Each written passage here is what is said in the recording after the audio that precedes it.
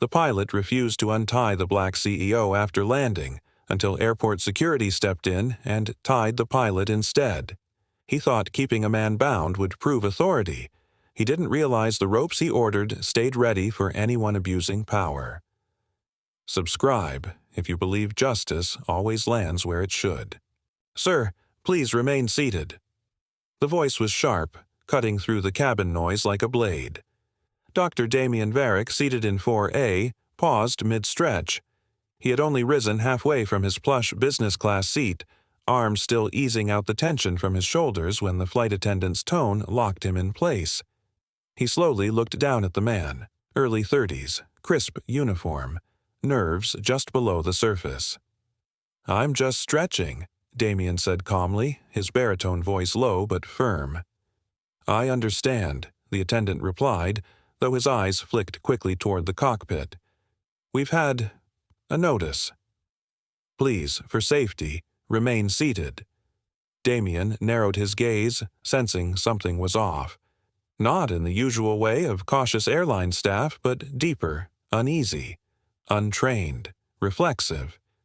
He eased back into his seat, not wanting to escalate, but something had shifted in the air. It wasn't the kind of turbulence that made passengers clutch armrests. It was colder, more deliberate. A minute later, the cabin door slid open with a hiss, and Captain Lauren Vale stepped into view. The pilot's stride was confident, too confident. His frame tall, shoulders squared as if walking into a confrontation. He didn't acknowledge anyone else. His eyes went straight to Damien. "Dr. Varick," he said, voice tight with practiced authority. "Please remain seated and do not move without crew instruction." Damien met his gaze. "Captain, is there a reason you're addressing me directly?" Vale hesitated, just a beat too long. "We've received an alert from ground control. Your name was flagged as a potential threat." The words didn't make sense. Not the phrasing, not the tone. "Flagged for what?" Damien asked, his voice level. The captain glanced sideways at the crew, then stepped closer. "That's confidential. Protocol dictates we take all threats seriously. You're to be restrained for the remainder of the flight." The murmur began before Damien could respond. A middle-aged man 2 rows behind leaned forward in his seat. A woman clutched her handbag tighter. A child's whisper echoed faintly. "What's happening?" Damien felt a flicker of heat crawl up his neck, but he kept his voice measured.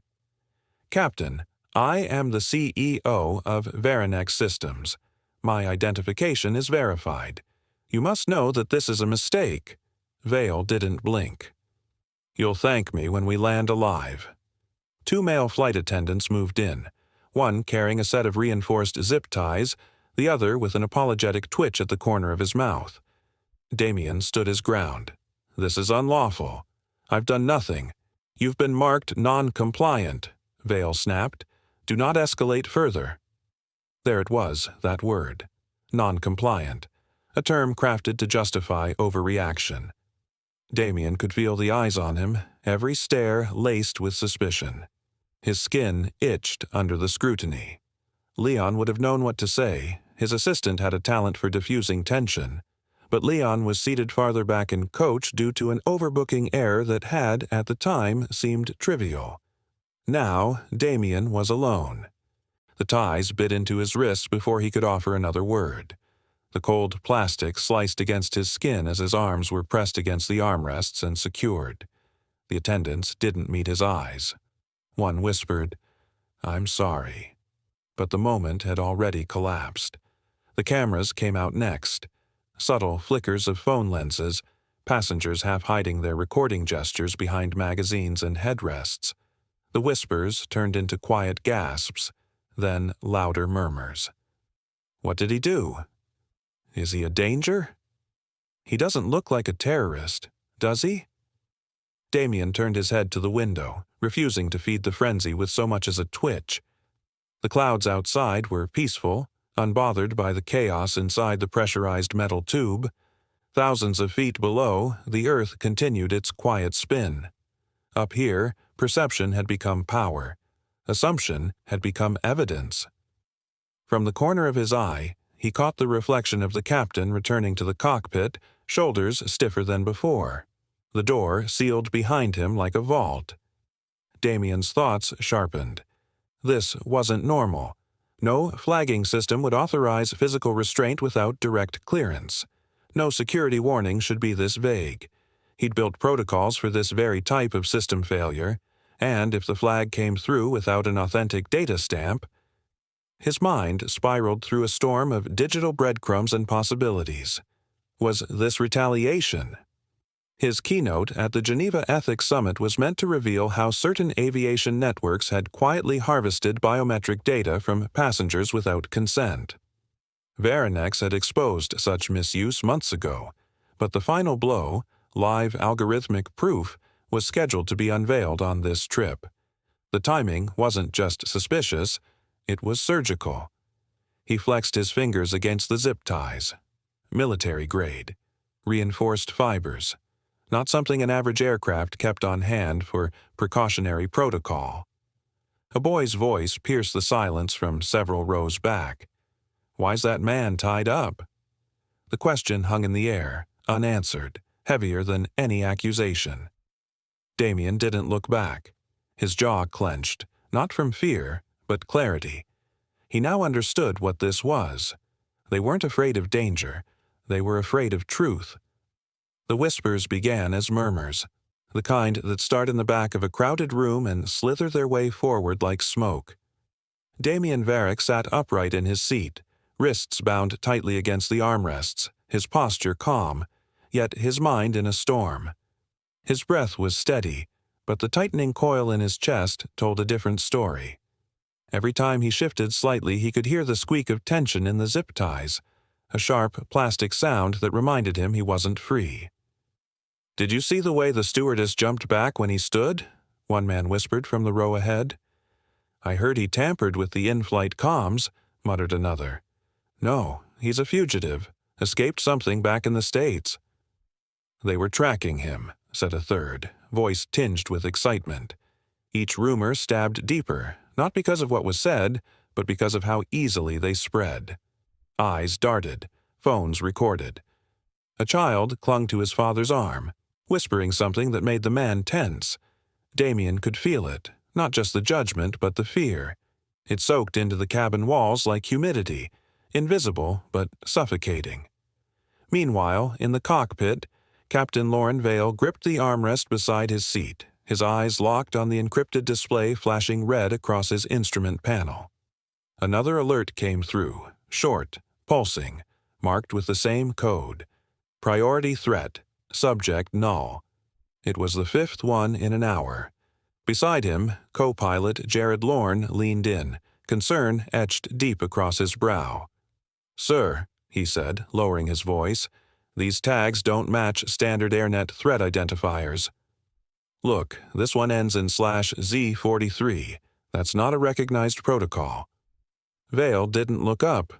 "We can't afford a mistake," he said flatly. "Not with the summit coming up. If we land and he's who they say he is, we'll be heroes." "But if he isn't," Lorne pressed. Vale's jaw tightened. "Then we'll thank ourselves later for staying alive." In the business class cabin, Damien's assistant, Leon Terran, sat 3 rows behind him. His phone held low, camera active. The lens, small and discreet, captured everything. The wide shots of suspicious passengers, the crew whispering near the galley, and, most importantly, the glint of metal reflecting off the wall panel near the crew's control screen. Leon zoomed in. There, above the emergency equipment locker, was a slim device tucked behind the digital crew monitor, something not listed in any commercial flight manual Damien had ever reviewed. It pulsed faintly with an amber glow, almost organic in its rhythm.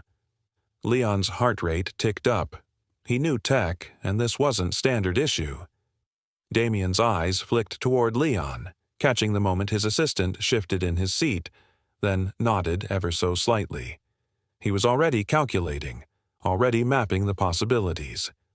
Whoever had inserted that device had done so knowing exactly where the digital blind spots were.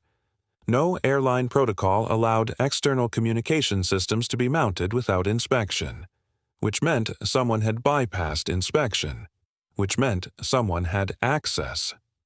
A chill crawled down his spine. Damien's mind didn't wander to fear, it sprinted toward probability. His company, Veranex Systems, was known for its advanced cybersecurity frameworks, especially those involving aviation signal encryption. He had spent the last year auditing third-party vulnerabilities that major airlines ignored, and now he was bound to a seat on a flight where a non-regulation transmitter just happened to appear near the crew console.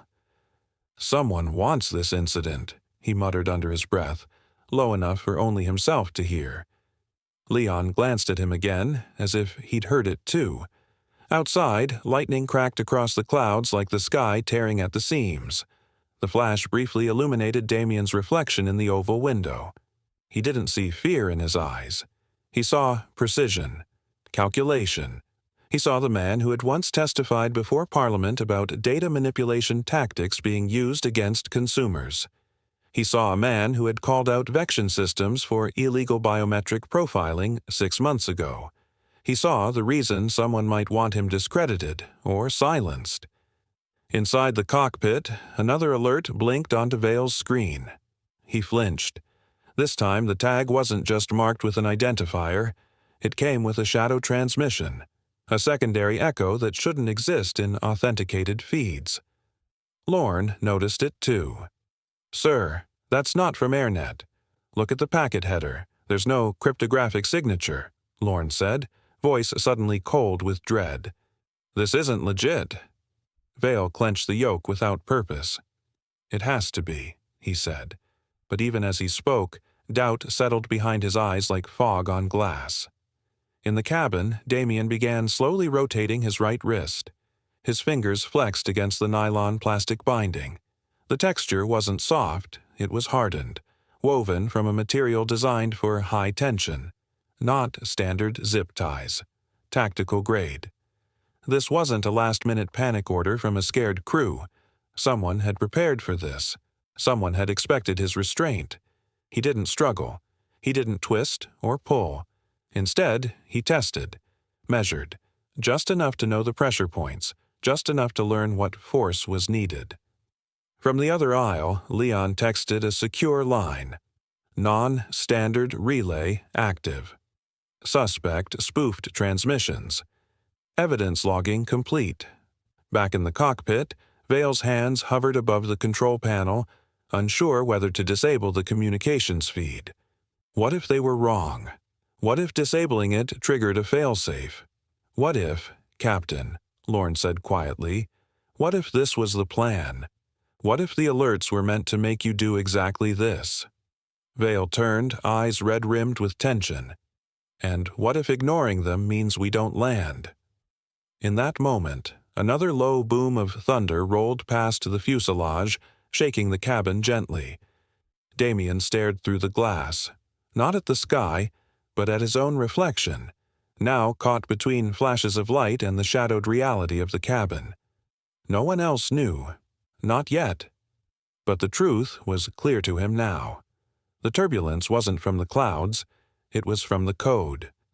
The cabin lights dimmed abruptly as the descent into Zurich began, casting long shadows across the uneasy faces of the passengers. The seatbelt sign chimed overhead, but no one moved. All eyes remained on the restrained man in seat 3A, Dr. Damien Varick. His wrists were still cinched tightly to the armrests by industrial-grade zip ties, the plastic biting into his skin beneath the expensive fabric of his blazer. His shoulders ached from the forced posture, yet his expression remained composed, unreadable, almost surgical in its calm. From the cockpit, Captain Lauren Vale's voice crackled over the intercom. "This is your captain speaking. We are beginning our descent into Zurich for refueling and procedural assessment. Remain seated." His tone was clipped, mechanical, stripped of emotion. There was no mention of the restrained passenger, no assurance, just silence heavy with omission. Leon Terran stood abruptly, his voice sharp but controlled.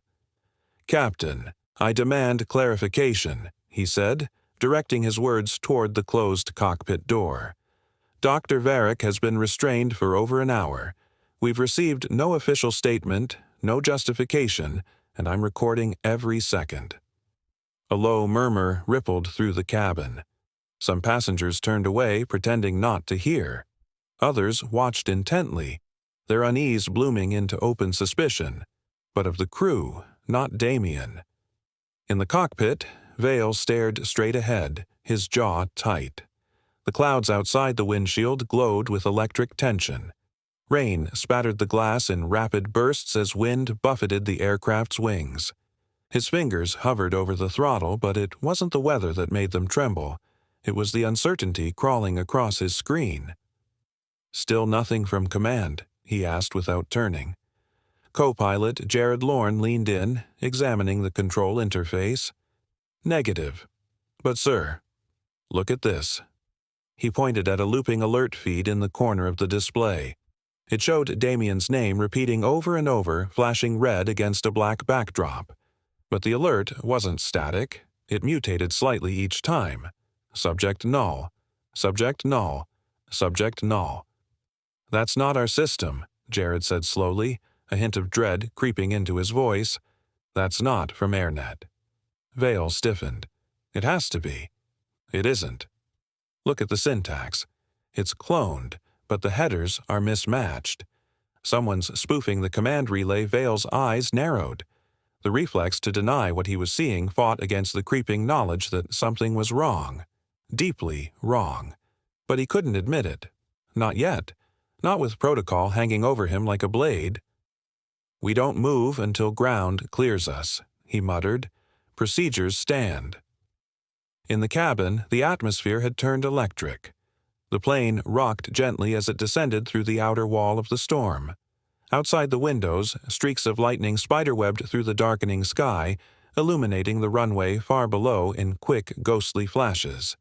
Yet inside, it was the human storm that held the passengers captive. Damien shifted slightly in his seat, wincing as the zip ties cut deeper. He had found just enough leverage to test the flex. There was none. The material wasn't civilian grade. It was military. Reinforced polymer weave. Not the kind used for standard passenger restraints. Whoever had prepared this hadn't intended on improvisation. They had anticipated resistance. His eyes scanned the cabin. He noted how the flight attendants moved with tense precision, avoiding his gaze. He saw how the other passengers' confusion had started curdling into concern. But he also saw something else, an embedded relay beacon beneath the edge of the steward's console, partially covered with electrical tape. It hummed faintly, an unnatural interference buzz in the silence. Damien breathed slowly.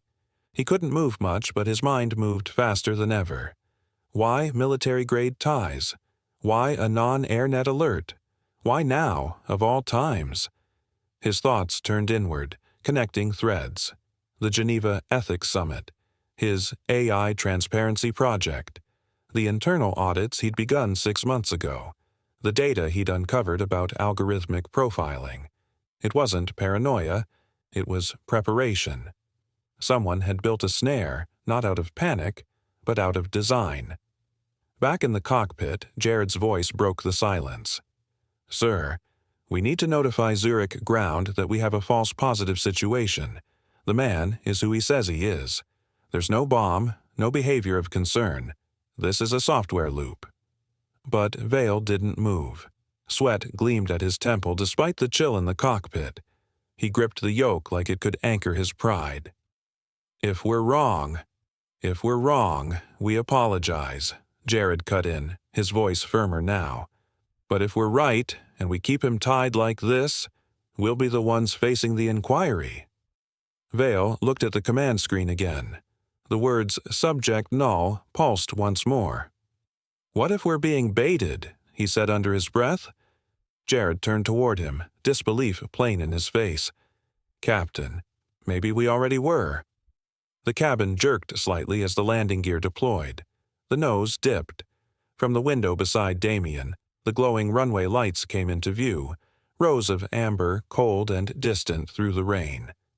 In the back of the plane, the sound of seatbelts clinking back into place filled the air, but near the front, there was only silence. Damien looked straight ahead, face unreadable, hands still bound. But inside, something sharpened. He wasn't angry. He wasn't panicked. He was awake, fully, dangerously awake. Whoever wanted him tied down had underestimated what he'd notice while restrained. He rotated his wrists within the confines of the plastic just enough to feel the edge of circulation returning. Not enough to break free, but enough to prepare. The aircraft hit the tarmac with a hard bounce. Passengers gasped as luggage bins rattled and overhead lights flickered. Outside, the storm surged over the terminal in sweeping gusts, turning the glassy runway into a silver river. Zurich ground requesting status update. Please confirm passenger manifest discrepancy, a voice called through the cockpit radio. Vale didn't respond immediately. His finger hovered over the mic switch, but his eyes were locked on the strange, blinking feed in front of him. "Captain," Jared said quietly, "I think we need to open the door." But Vale didn't move. Back in the cabin, Leon stood again, stepping into the aisle with a visible tremor in his hand, phone still recording. "You've all seen this," he said to the other passengers. "You're watching it live. And no one here has seen a single threat, only silence and shadows." Damien's voice broke through the low murmur, calm and deliberate. "This isn't a misunderstanding." Leon turned to him. "Then what is it?" Damien's eyes locked onto the cockpit door. The storm flashed behind him. "It's a test." He shifted slightly, the ties pressing against his skin like the hands of the unseen. "And the results are being recorded." No one spoke. Then came a final jolt as the aircraft came to a full stop at the far end of the runway.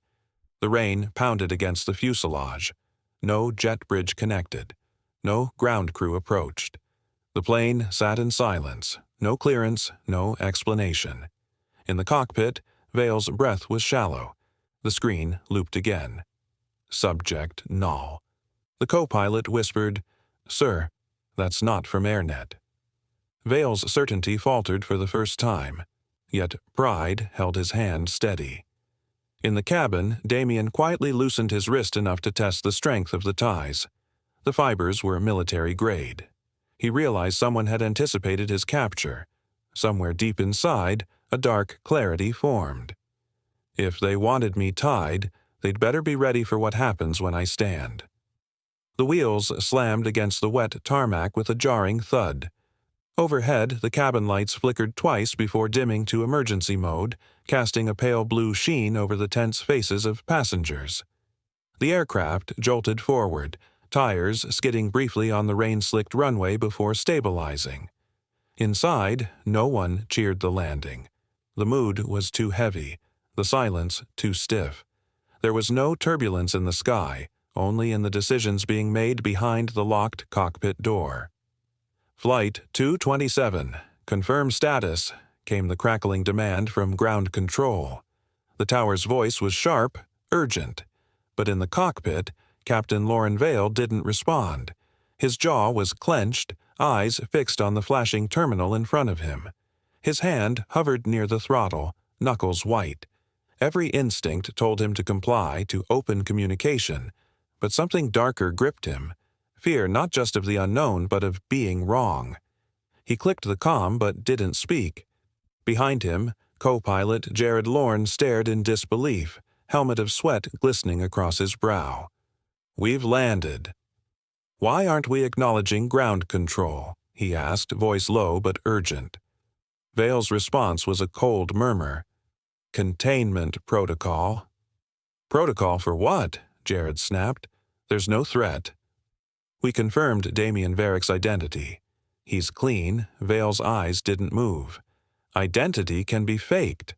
Threats evolve. I'm not risking this crew or this flight on a coincidence, but Jared had heard enough. With a rough shove of his chair, he unbuckled, storming from the cockpit into the narrow aisle of the first-class cabin. His boots struck the floor with authority as passengers turned to watch the uniformed man approach. His eyes locked on the restrained figure of Dr. Damien Varick, zip-tied to his seat near the front row. Damien sat motionless, his posture rigid, his breath controlled, too calm for a man under suspicion, too focused for a guilty soul. Leon Tarrin, Damien's assistant, leaned in. "They're stalling us," he whispered, voice barely audible beneath the rising hum of anxious conversation. Outside, the storm intensified, rain streaking across the cabin windows in furious diagonal lines. Lightning cracked across the distant horizon, illuminating the aircraft's reflection on the tarmac.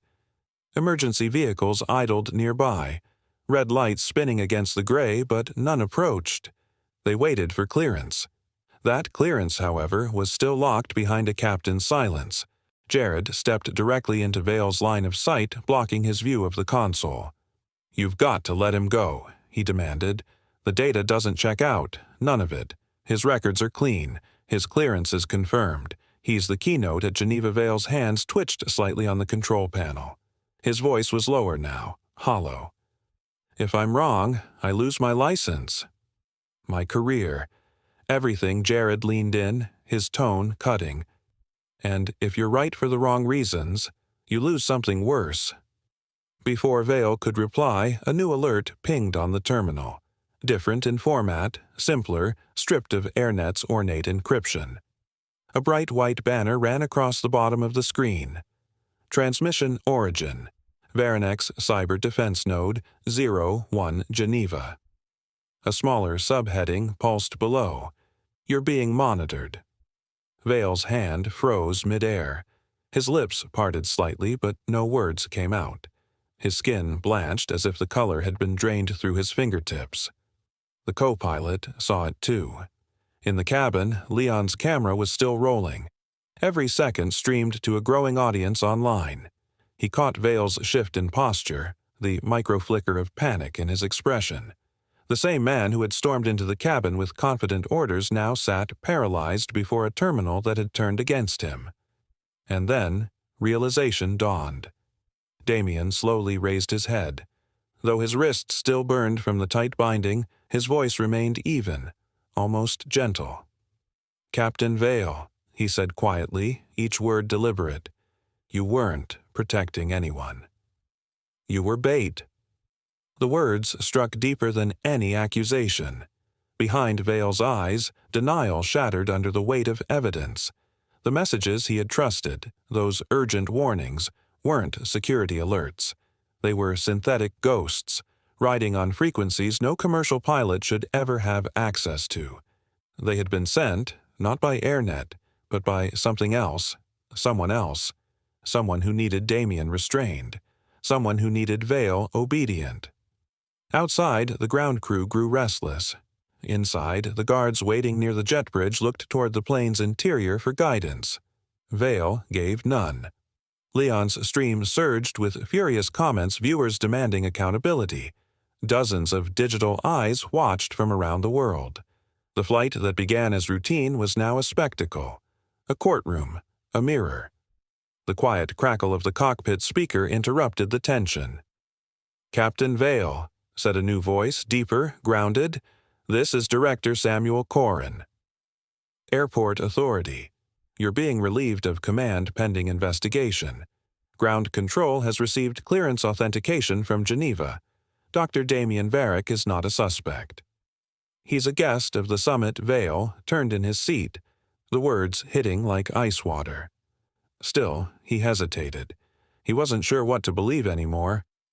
Corrin's voice continued, measured but final. "Security agents are waiting. If you do not comply, they will enter the cockpit by force." The guards at the bridge moved. Within seconds, the aircraft door unlocked with a soft hiss. The moment of decision had arrived. Vale sat still. His fingers grazed the seat buckle but didn't move. His pride screamed at him to protest, to explain, to justify. But then he glanced at Leon's camera, and he saw not just himself, but the future he had helped shape with a single, obedient mistake. The guards entered. One of them held a familiar object in his hand, nylon restraints. The very kind Vale had ordered used on Damien. He didn't resist. The zip ties looped around Vale's wrists with the same cold efficiency he had demanded earlier. The click was unmistakable. The weight of irony, heavier still. As he was escorted from the cockpit, silence fell over the cabin. Passengers stared, stunned. Some whispered. Others simply watched, unsure where morality began and authority ended. Damien's eyes followed the scene. He did not gloat. He did not smile. He only whispered, more to himself than anyone else. Sometimes, the man holding the rope doesn't realize who's really pulling it. "Step aside," barked Captain Loren Vale, his voice tense and quivering as the first passenger stepped into the jet bridge. His hand gestured sharply at the security team now filing into the aircraft. "No one touches him until I give the order." Damien Varick sat still, wrists still bound to the seat with the same military-grade ties. The zip ties dug slightly into his skin, but he didn't wince. His posture remained calm, composed, every breath controlled, every glance precise. Around him, the cabin had turned into a pressure chamber of confusion. Passengers slowed their steps, pausing to watch the spectacle unfold. Some filmed with their phones, unsure whether to feel shame or suspicion. One of the security guards, a tall man with a clean-shaven jaw and cautious eyes, moved closer to Damien, then stopped as Vale raised a hand again. "This man is not cleared." "Follow the flight log. We're dealing with a potential threat, not a passenger." That was when a second voice cut through the tension like a blade. "Captain Vale," said a deep voice from the rear of the entryway, "stand down." Now heads turned as Samuel Corrin, director of Zurich International Airport, stepped on board, flanked by 2 airport administrators and another guard. He held a tablet high in one hand, its screen aglow with bold-lettered verification documents and time-stamped security credentials. "This is Dr. Damien Varick," Corrin continued, stepping forward with authority. "Confirmed speaker at the Geneva Ethics Summit, cleared under diplomatic security protocol, and flagged just 12 hours ago by the Swiss Civil Council as a non-threat. Your flight record indicates no incident prior to the signal." Vale's expression twisted, the whites of his eyes flashing. "Those credentials could be forged," he snapped. "We received transmissions." "High-priority alerts." "I'm not lifting protocol based on a tablet screen." Corrin took another step closer, his voice harder now. "You're clinging to a protocol that's been compromised, Captain." Behind him, one of the airport staff began scrolling through an auxiliary order log, pulled directly from the cockpit records submitted moments after touchdown. As he worked, another screen near the security console lit up, flooded with duplicate entries, each showing subject null and looping through a network trail piggybacking on encrypted defense frequencies. The air inside the cabin grew denser. One of the guards turned his head toward Vale. "Captain, this isn't standard. These orders, they weren't authorized through AirNet. They're synthetic. Hold position," Vale snapped, sweat breaking on his brow. His hand hovered near the comms button, as if another message might descend and justify his panic. But none came. Damien, still seated, lifted his head slowly. His voice, when it came, was calm. Not a whisper, not a challenge, but something far more dangerous. Precision. "Captain," he said, eyes focused like a scalpel, "you weren't protecting anyone." Your bait silence struck the cabin like a held breath. The words didn't need explanation. They hovered there, charged, drawing every ear and every eye. One of the younger security officers glanced at the passenger seats, then at the aisle, then at a blinking light on the camera Leon Terran still held. The screen displayed a live broadcast already sweeping across global networks. Comments scrolled faster than eyes could follow. CEO tied mid-flight? Corruption or sabotage? Justice for Damien. Leon hadn't said a word. He didn't need to. The footage said everything. Then came the shift. The airport's chief of terminal security stepped on board, a grizzled man with a calm walk and clipped tone. In his hands, he carried a sealed file, freshly delivered from the internal comms center. "I have the decoded logs," the chief announced. He opened the folder, reading clearly. Dr. Damien Varick, passenger 2A, was subjected to restraint based on falsified transmissions. The frequency match was artificial. Orders originated from an unauthorized signal path with Verinex Systems' cybersecurity division detecting the breach in real time. He looked up and locked eyes with Vale. "Captain, step down." Vale didn't move. His jaw clenched, throat flexing with the need to object. His mind raced with calculations, reputation, rank, fear. "I was following protocol," he muttered, his voice breaking slightly. "I had to. If I was wrong—" "You were wrong," the chief replied. Two guards stepped forward. This time, no one stopped them. Vale took one slow step back. "I didn't mean harm." They didn't answer. One of them reached into his belt and pulled the same model of zip tie Vale had used on Damien. The irony wasn't lost on anyone in the cabin. The snap of the plastic echoed faintly as Vale's wrists were drawn together in front of him. He flinched at the sound, at the humiliation of the same ropes that had defined the last hour. The weight of the moment settled across the cabin like fog. Damien rose slowly, finally unbound. He rubbed the deep red grooves on his wrists, his expression unreadable. In the aisle, one of the guards hesitated before turning back to the captain. His voice was quiet, but sure. "The ropes don't choose sides. The hands that tighten them do." Captain Vale stood frozen, his boots rooted to the polished airport floor as the restraints clicked tightly around his wrists. The sound echoed louder than it should have, like a final verdict delivered in public view. The very zip ties he had ordered moments ago to bind another man now held him, stiff and exposed before the cabin he once controlled. His arms were pulled behind his back by two uniformed airport security officers who no longer looked to him for direction. Passengers who had once murmured in doubt now watched in a stunned hush, their eyes darting between Vale and Damien Varick. Some had their phones still raised, recording. Others simply stood, transfixed by the sudden reversal. Leon Tarrin's camera didn't flinch. Steady as ever, it captured every second, streaming the moment live to thousands, then tens of thousands. The caption at the bottom of the feed read in bold white text, "The CEO who was tied for telling the truth." Damien, now untied and calm, rubbed at the red marks circling his wrists. The skin stung, but it wasn't pain that drove him forward. It was precision. His walk down the jet bridge was silent, but steady.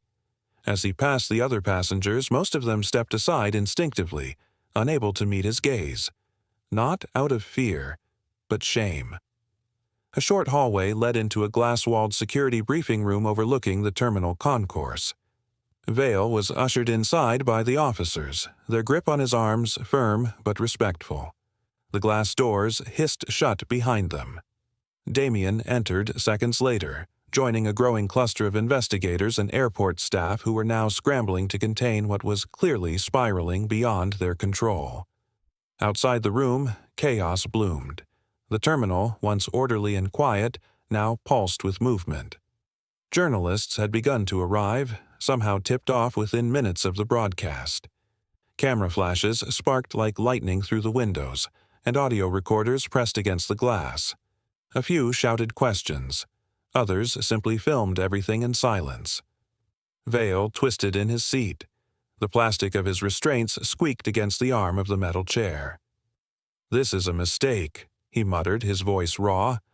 "I was following protocol.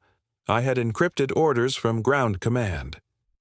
He turned to Damien with eyes not of a villain, but of a man grappling with betrayal. "They told me you were a threat." That the plane was compromised, Damien said nothing at first. He moved closer, standing just behind Vale's shoulder. One of the investigators, a man in a gray airport security jacket, connected a data cable from the cockpit recorder to a secure monitor. On screen, bursts of code flickered, white on black, unreadable to most. But Damien understood enough to see what mattered. Line after line of alerts, none matching standard aviation encryption. Message headers marked urgent, pulsed red, but their origins were synthetic, forged, injected into the cockpit system hours before the flight even began. The timestamps were manipulated, the origin servers masked. One of the security technicians frowned. These messages didn't come from any verified channel. They bypassed the routing firewall. Vale's jaw clenched. Then how did they reach me? Damien leaned in, his voice quiet but sharp. They didn't hack your plane, Captain. They tested your loyalty. He paused. They wanted to see who you'd trust more, your orders or your judgment. The room went still. The implication hung in the air like smoke. Vale turned slowly, meeting Damien's eyes. For the first time, his pride faltered. You're saying I was bait? No, Damien replied. You were the trigger. And they pulled you with precision. A security official entered the room with a tablet in hand. On it, live footage from earlier, Vale giving the order to restrain Damien, played beside scrolling comment threads from social media. Public opinion was already building, fast and furious. Some demanded Vale be arrested. Others accused the system that allowed such a failure of protocol. But all agreed on one point.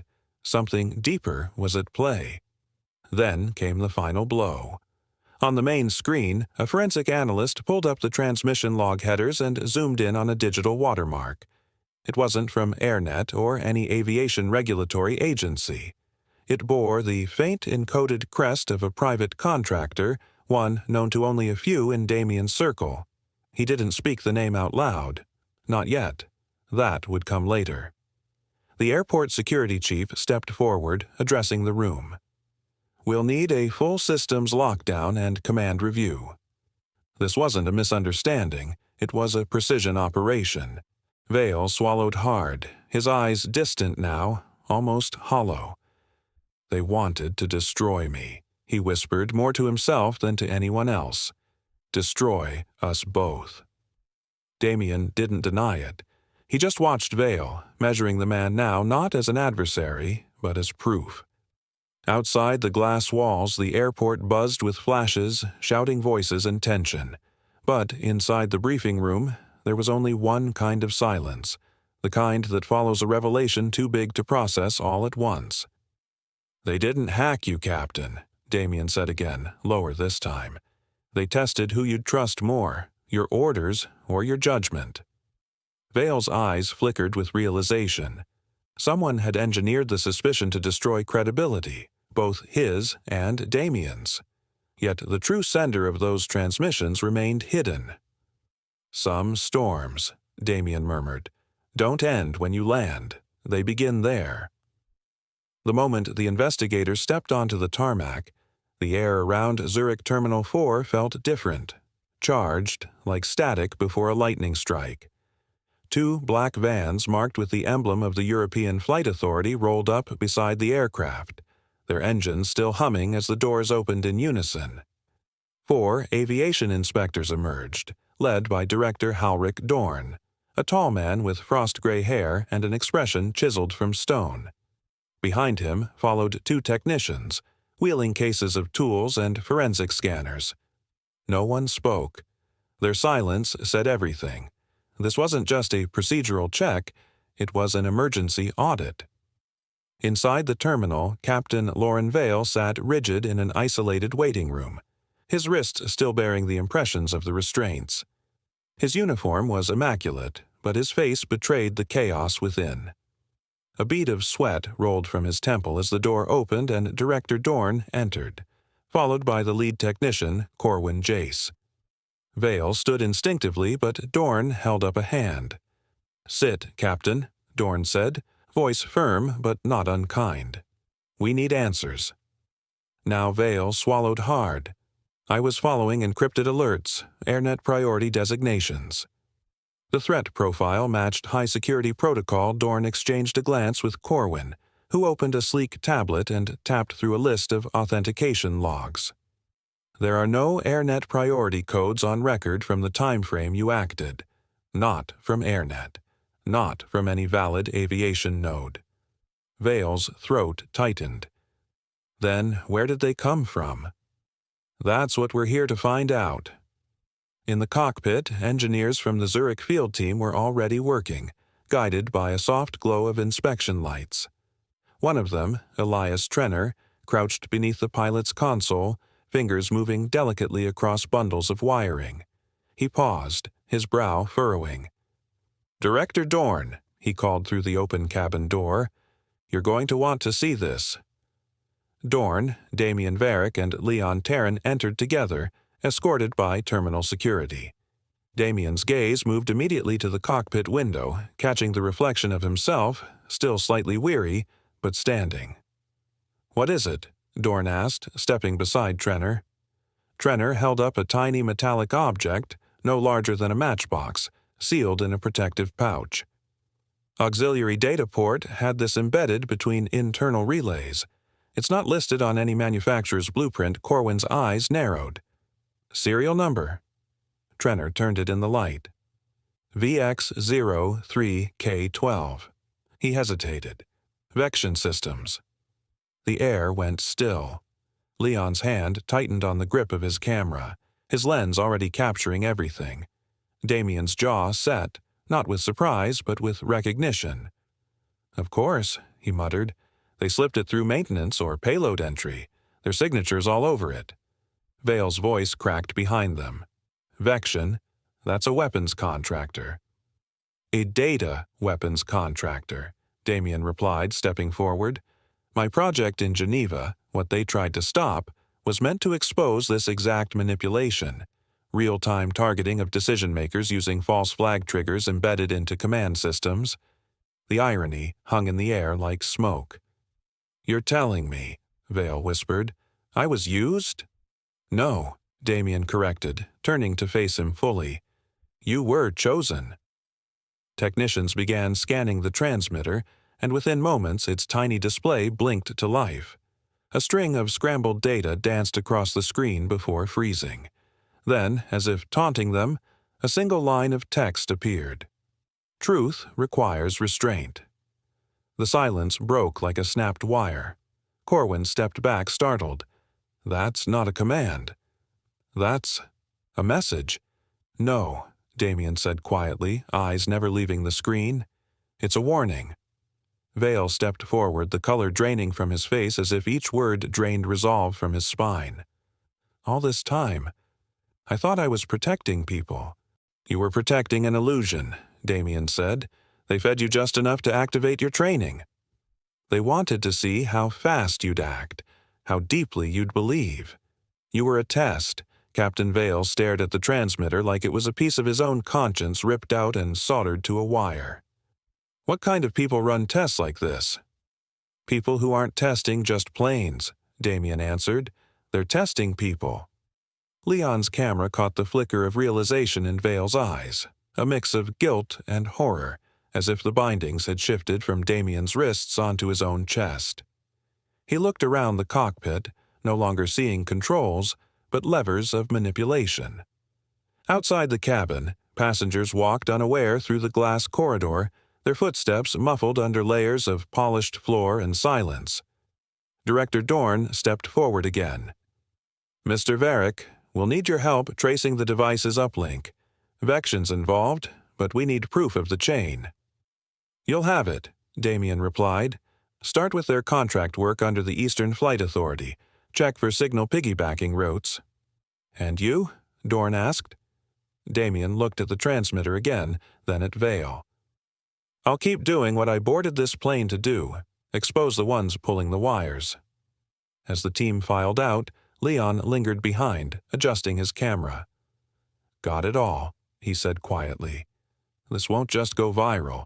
It'll go down in aviation history." Damian nodded once, but his eyes stayed fixed on the blinking message. The tiny screen faded, then blinked once more before powering down completely. Whatever had sent that signal was done watching, for now. But the damage had been done. The rope had more senders than hands.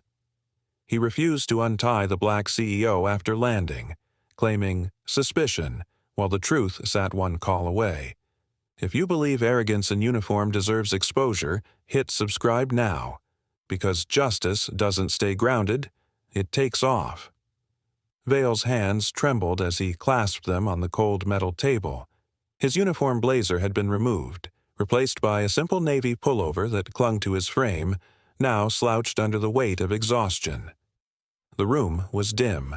One flickering overhead light, a two-way mirror on the far wall, and a silent recording device fixed in the corner.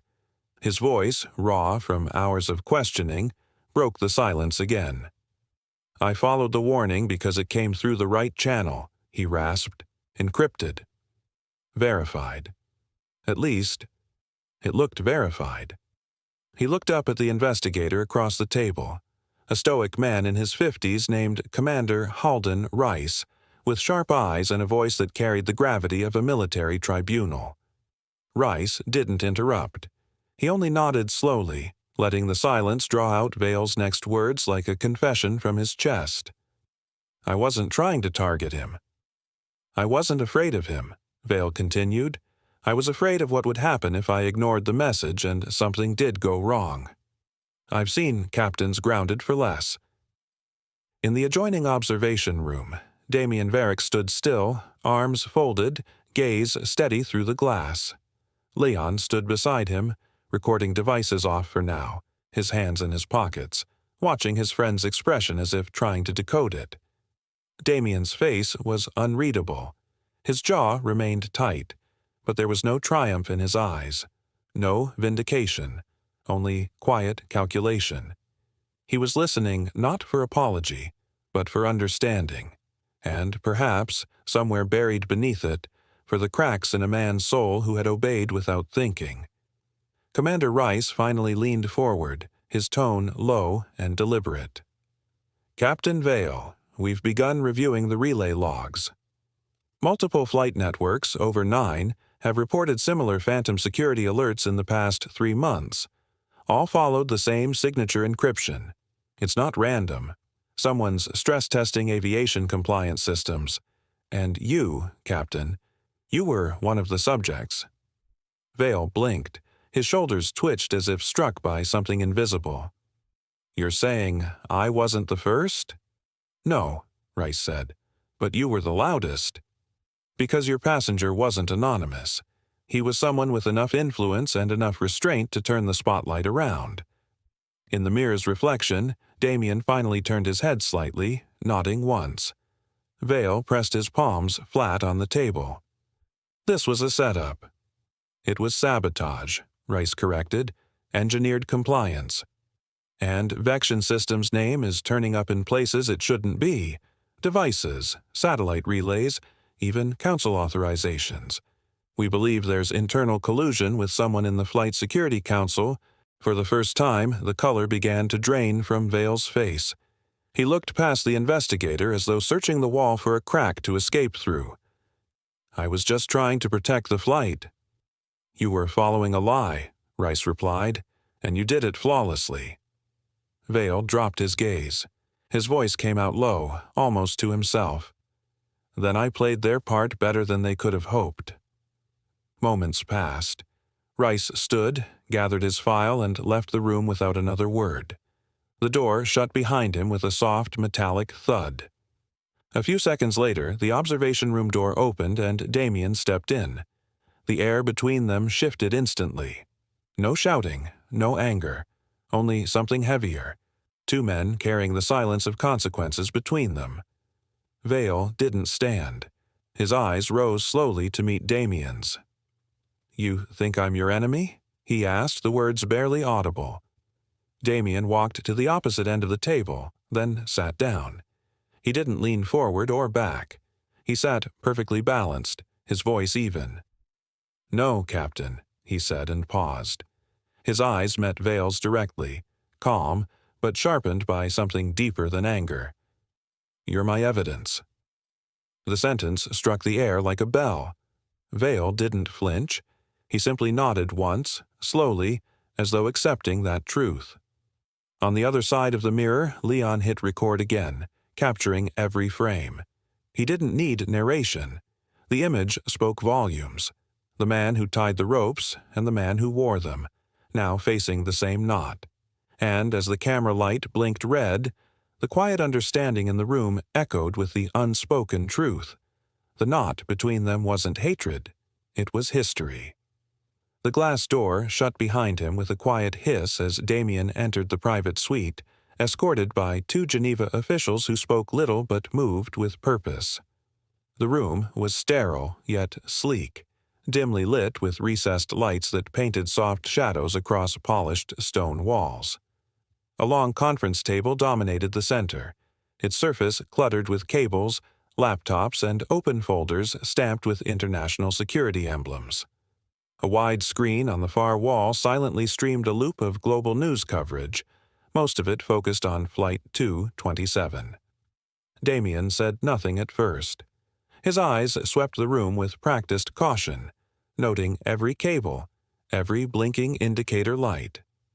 Leon stood near the window, already downloading files from a secured drive. He looked up when Damien entered, his face pale from hours without rest. "They reinstated your keynote," one of the officials said, breaking the silence. "But the summit committee has requested clarity. You'll speak tomorrow." Damien nodded, but his attention was fixed on the device Leon was working on. The hacked transmitter, extracted from the cockpit, was now connected to a forensic rig. Static hissed from a speaker beside it, garbled fragments of code looping endlessly. Leon adjusted the gain knob with trembling fingers. "We managed to extract one clean audio file," Leon said, his voice low. "Only one." He pressed a key. A faint crackle echoed through the room, followed by a voice, cold, synthetic, devoid of emotion. "Test complete." Behavioral response. Acceptable. Damien's entire body went still. The silence that followed was thick and pressing, like the air had forgotten how to move. Even the Geneva officials exchanged uneasy glances, as if they too understood the weight of what had just been said. Leon broke the silence. "That flight, it wasn't an attack. It was a test, a controlled experiment." Damien turned slowly, his hands gripping the back of a chair. "Obedience under pressure," he said aloud, more to himself than anyone else. "My restraint wasn't a glitch. It was data." The realization burned through him like acid. They hadn't just tried to humiliate him, they had measured it. His humiliation, Vale's compliance, the passenger's silence. All of it had been engineered, recorded, and analyzed. Leon looked visibly shaken. "They turned your flight into a laboratory." The words sat heavy in the air, like lead. Damien didn't flinch. His mind, sharp and disciplined, was already pushing through the shock. His voice came quiet, but each word struck with precision. "Then we'll turn their data into a weapon of truth." He moved to the nearest terminal and began typing rapidly, pulling open files, overlays, and notes for the upcoming summit presentation. His earlier topic, AI accountability, was no longer enough. The scope had widened. This was about power, perception, and the manipulation of human behavior on a global scale. Leon joined him at the screen. "You're going to need evidence. Real-time playback. Logs. That voice recording, we'll use it all," Damien said, "but not just to accuse. We need to reveal. Make the audience experience it. Make them feel what it's like to be misjudged, silenced, controlled by invisible commands." He paused, then added, "We'll call the presentation The Line Between Command and Conscience." Leon blinked. "Strong title." "They need to understand this isn't just about me," Damien continued. "It's about every decision made without thought, every blind order followed. It's not enough to say mistake anymore." The screen behind them shifted, showing a still image from the flight. Damien restrained in his seat, his expression calm, his wrists cinched by rope. The image was raw, haunting, and now infamous. Outside, the Geneva night deepened. Snow began to fall against the wide windows in soft flurries, the city lights blurring behind the glass. But Damien didn't look outside. His world was narrowed to that room, that data, that moment. Suddenly, he stopped typing. "I want Captain Vale there," he said. Leon turned sharply. "At the summit?" "Are you sure?" Damien nodded once. "He needs to hear it, see it. The world needs to understand this knot wasn't just mine to bear." Leon hesitated, then gave a small nod. "I'll make the request." They worked in silence for another hour, preparing footage, crafting narrative arcs, and assembling the timeline of the flight from the first transmission to the landing at Zurich. Each step revealed another layer of manipulation, another push toward forced compliance. The truth was ugly, but it was precise, and it would be shown. As Damien finalized his opening statement, he stood and walked toward the case where the flight ropes were stored. Coiled, thick, and stained faintly where they had dug into his skin, they sat inside a transparent display unit designed by the Summit team. Damien stared at them for a long time, his hands at his sides. "They used those to control perception," Leon said softly from across the room. Damien replied without turning. "Then we use them to expose it." He exhaled slowly, the fire inside him steady but focused. "Some knots can't be cut. They must be untied where everyone can see." The auditorium's lights dimmed the moment the screen flickered to life, and the first sounds to emerge were not applause or introductions, but the strained static of in-flight cabin audio. Gasps rippled through the crowd. No opening speech, no welcome, just the cold recording of a command. "Restrain the passenger in 3C, non-compliant. Immediate threat protocol." The voice belonged to Captain Vale. From the front row, Vale's jaw tightened. His fingers clenched together, whitening at the knuckles. He sat rigidly in his seat, staring not at the screen but at the stage, at Damien Varick, who stood motionless beside a glass case. Inside it, the ropes that had once bound him now lay coiled like dormant serpents, silent but screaming with meaning. The audience, executives, policymakers, journalists, watched in breathless silence. The room had no walls in that moment, only eyes and judgment. The playback continued. Damien's voice responded next, calm and composed even then. "My name is Dr. Damien Varick. I am not a threat. I request immediate review of the order issued." The next moment made the entire auditorium shift in their chairs. A different voice, mechanical, filtered, emotionless, cut through the playback. Behavioral response, acceptable. There was no mistaking it. It wasn't a crew member, nor a known alert system. It was artificial, injected, a planted signal. In the audience, several aviation experts whispered among themselves, brows furrowed, eyes wide. Across the aisle, a minister of transport leaned toward his aide, confusion slowly giving way to dread. Damien stepped forward, letting the silence linger, letting the final echo of the broadcast settle like dust over the room. "That voice," he began, his own voice steady, resonant, "wasn't part of the aircraft's standard operating system. It came from a hidden relay, patched into the command feed moments before Flight 227 left the ground. Its purpose wasn't to warn. It wasn't even to inform. It was to test." He turned slightly, making sure to meet every eye in the crowd, then returned his gaze to Vale. The captain did not flinch, but the tension in his frame gave him away. "They didn't ask if we were dangerous," Damien continued, pacing slowly beside the display case. "They asked how we'd respond to being told we were." This was never about a security risk. It was a behavioral trial, one designed to see how quickly suspicion could replace truth, how tightly fear could be knotted into protocol. He paused in front of the transparent case, the coiled ropes catching the soft overhead lights, casting faint shadows like shackles across the floor. "I was not the only subject of that trial," he said, lifting his head. Captain Vale was not my captor. He was my mirror. Both of us were bound by orders written in deceit. Vale looked up. The words landed with force, not as condemnation, but as reflection. A shared wound. The expression on his face, pale, drained, was not one of defense.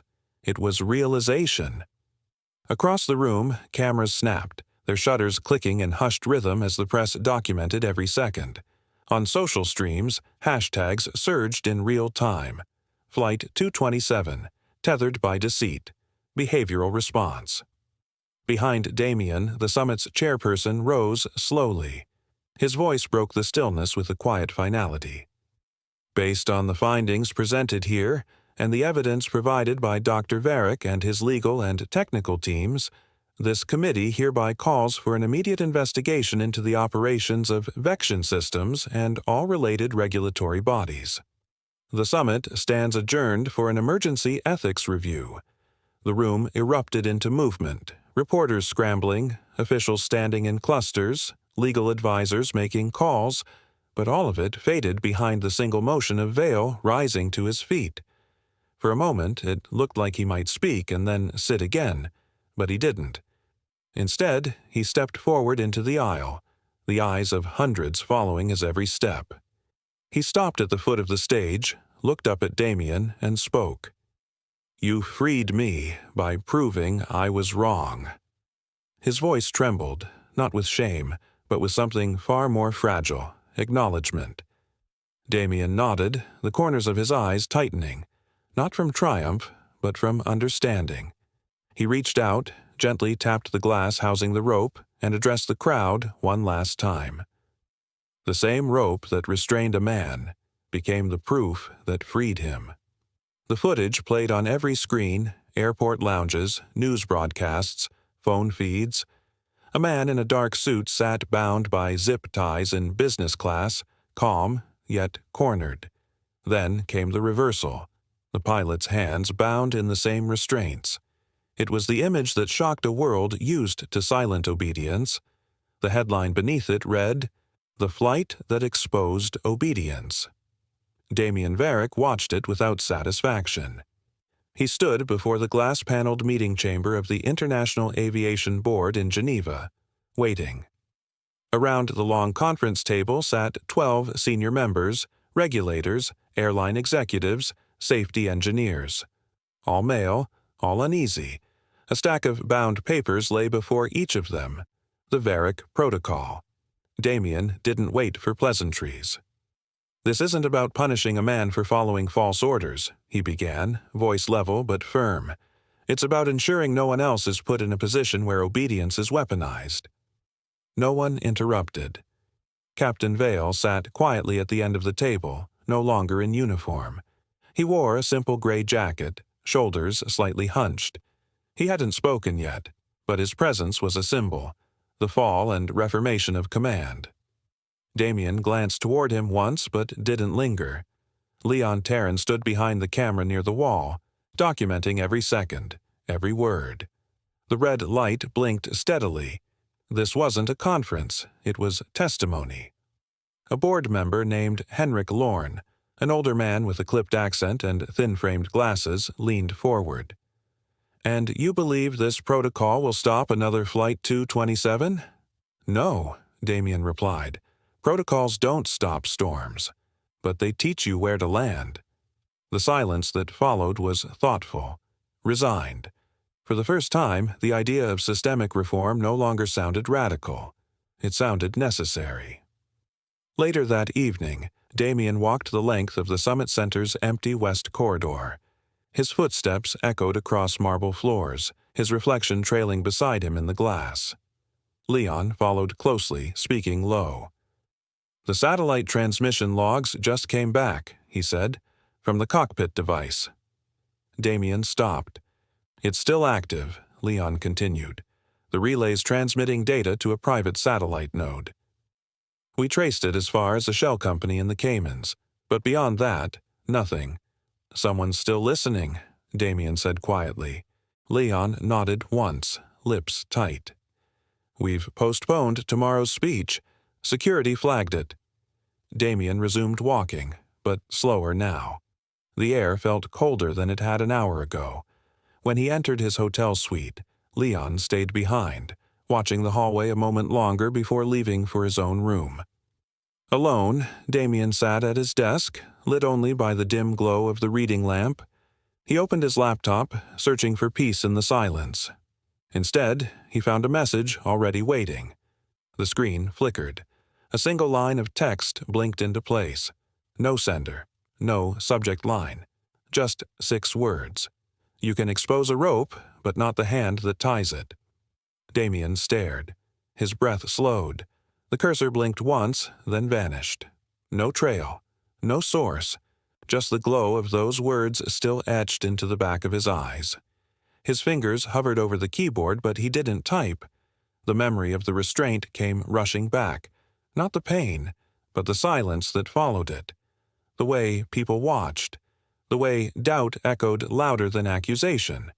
The incident had not been meant to silence him. It had been staged to measure him. And someone out there was still collecting the data. He stood abruptly, crossed the room, and pulled the thick blackout curtains shut. His reflection faded. The room darkened. Outside, the city lights blinked like signals across the lake. He didn't call Leon. Didn't notify the board. Not yet. Instead, he sat again and opened a clean page on the screen. At the top, he typed one line. Behavioral manipulation is the enemy of choice. Then he saved it in an encrypted drive. Behind him, the window remained closed, but the unease stayed. A knock at the door startled him, only once, firm. He crossed the room slowly, every instinct alert. But when he opened it, there was no one there. Only an envelope, slid under the frame. Inside it, a printout of the same 6 words. Beneath them, handwritten in black ink, 2 more, bound line, Phase 2. Damien's jaw tightened. He crumpled the note, threw it into the waste bin, and sat once more, the light from his laptop casting a lone halo in the dark. He whispered to no one.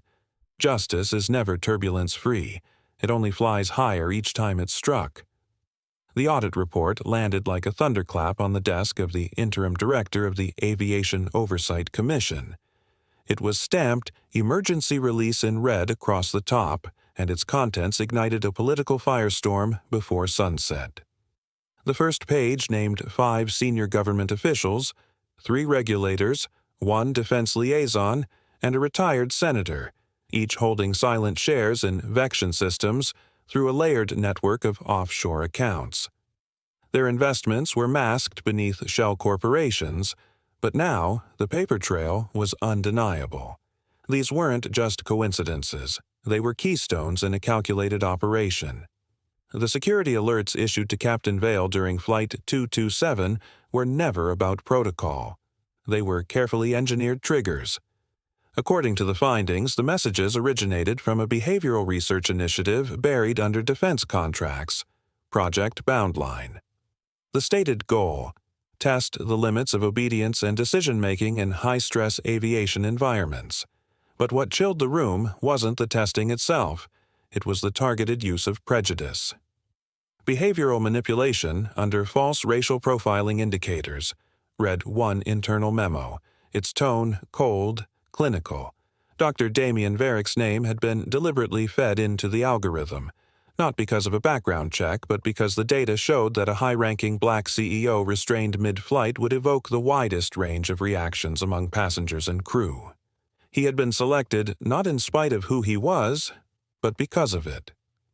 In Zurich, Damien sat alone in a shadowed corner of the hotel conference room, the lights from the Geneva skyline flickering through floor-to-ceiling glass. The room was silent except for the soft hum of encrypted data decryption running on Leon's laptop. On the screen, line after line of network traces confirmed the truth. Vection's devices had communicated directly with a low-orbit satellite used for defense field testing, an active, unregulated relay still transmitting even after the summit. Damien's breath was slow but deep. He didn't speak. He didn't blink. The chair beneath him felt colder than it should have. He was thinking, not just about who had orchestrated it, but who hadn't stopped it. Meanwhile, in a government building miles away, Captain Vale sat before a disciplinary board of 7. He wore no uniform, just a plain gray shirt, sleeves rolled up, and the tired lines on his face now matched the hollow in his eyes. When they asked him to explain his decision-making aboard Flight 227, he didn't cite regulations.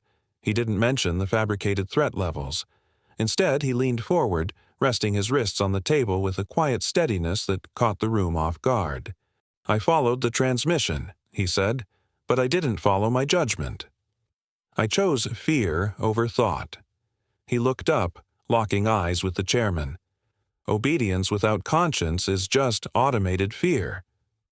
The silence that followed was not accusatory but stunned. His words weren't a defense. They were a confession. The footage of his statement went viral by morning.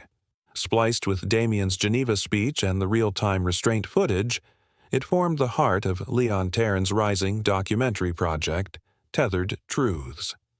Leon worked tirelessly, editing late into the night, overlaying testimony with cockpit data and passenger reactions. His narration was subdued, almost reverent, letting the events speak for themselves. The film painted no villains and no heroes, only systems and choices. It asked the question, when power is tested, who listens to its echo, and who hears the silence beneath? One evening, with snow beginning to settle along the old Zurich airfield, Damien made his way to the secluded quarters where Vale had been assigned during his hearing suspension. The building was nondescript, gray cement, a single window, a wooden bench outside with flaking paint. Vale opened the door before Damien knocked. They stood silently for a moment.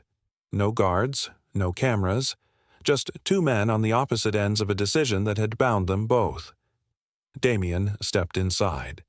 The room was sparse, a desk, a cot, a single flickering lamp. He reached into his coat and pulled out a small plaque wrapped in cloth. "I thought you should have this," he said quietly. Vale took it and unwrapped it slowly. The metal plate shimmered under the lamplight. 6 words engraved, clean and deliberate. "Command ends where conscience begins." For a long time, Vale said nothing. His hands trembled faintly. Then he lowered his head, the words settling deeper than any reprimand. "And conscience begins," he whispered, "where trust is rebuilt." Outside, the wind stirred snow across the tarmac. Neither man moved. Every knot leaves a mark, but some marks teach us where not to tie again.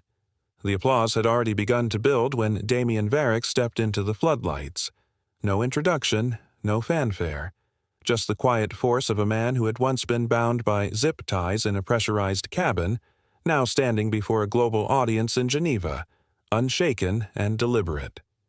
The large screen behind him flickered alive, showing real-time streams from airports in Johannesburg, Tokyo, Dallas, and Oslo, each one preparing to implement the first phase of the Varick Protocol.